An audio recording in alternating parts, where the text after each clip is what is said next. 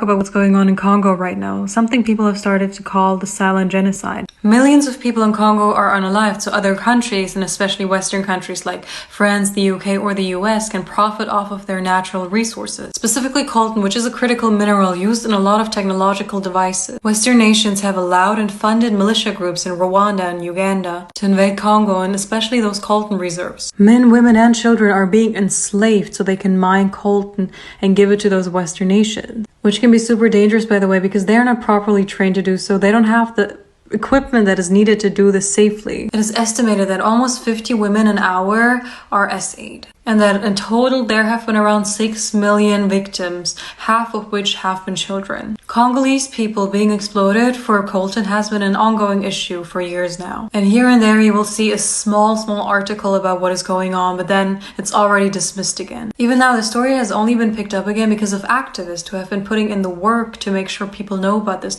not because of Western media outlets. They're definitely not going to talk about it. They're too busy supporting the ethnic cleansing of another group of people they have helped to oppress for over 70 plus years. And this is exactly what I mean, because if you Google it, you will see, small media outlets talking about it here and there, mentioning that it's exploitation, that people are suffering. But there isn't an in-depth expose by a big media outlet. This one is actually funny to me, why it's hard for Congo's coltan miners to abide by the law. Maybe because a lot of them are enslaved and there is no law protecting them?